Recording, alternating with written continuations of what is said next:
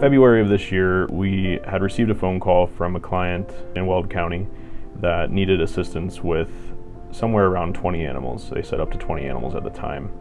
And we coordinated with them to help them come up with a plan to bring those animals into the shelter. We ended up getting over 20 animals in March. And at that time, what we didn't realize was that that wasn't even half the story. Weld County Animal Control got a tip that there were lots of animals still in this house. I initially got a phone call early one morning from the PACFA administrator letting me know that close to 100 dogs were still in the home in Weld County and wondering how many we could help with. We feel really strongly as an agency that where we can, it's important for us to help. And animals don't know jurisdictional boundaries. They don't know where county lines are. We will always do what we can to help as much as we possibly can. We coordinated with PACFA and some other local animal welfare agencies to actually go to the home to help in the process of the owner surrendering the animals. When we got there, there was clearly a large amount of animals inside and outside of the home. There were more than we expected. These dogs were under-socialized.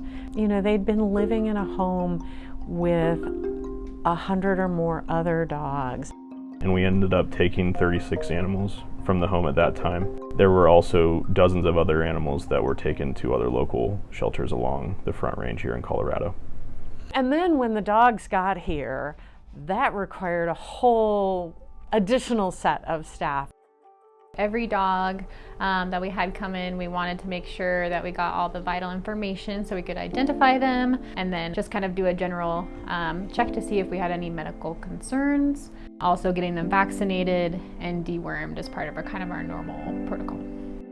I would say it still probably took a good 20 minutes per dog. There you go, I know.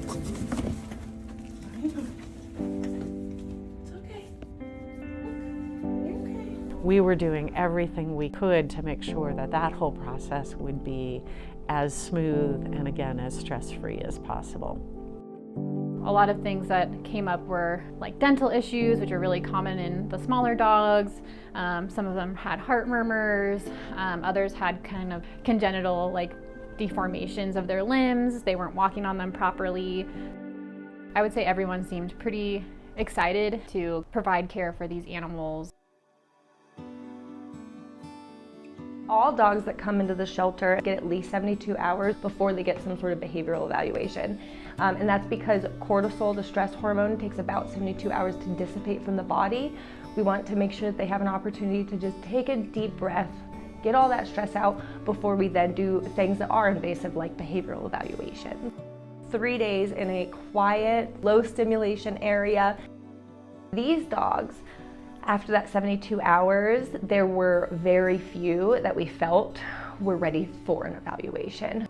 It was obvious that we need to do some work with them if we're going to get them comfortable enough and safe enough to go into an adoptive home. I'm Sherry Gintner, and I'm a certified professional dog trainer, and I volunteer here at the Larimer Humane Society. These dogs didn't have any relationship with people. They had not been handled. They were not well suited to move into the suburbs and become people's pets. The staff was so busy with so many dogs that I think that what we could contribute was the going super slow. So we started going past and just tossing food rewards and saying the dogs' names. And they all started perking up and acting like they recognized us. After a few visits, they would be pawing out the cages hey, come on over and see me. So we figured, okay, they're all ready to be our friends. So one at a time, we each spent time in their enclosures. And they would be laying down on their beds oh, this is a little close. But we would reach out and we would feed them. And gradually, we didn't have to reach out. They started moving towards us, putting their little paws on our legs. Having volunteers there to help take care of them, to help get them outside, walk them, get them enrichment, make sure that their kennels are staying clean and tidy. That was vital. We do feel that with the right type of support, they can be successful in the right types of homes. We had a huge number of animals that were able to find their forever homes out of this situation. Without adopters who were willing to take these dogs into their homes and open their hearts as well, we couldn't do it without that. It takes a village. It takes a community to care for animals all of the time, but especially in a kind of critical situation like this.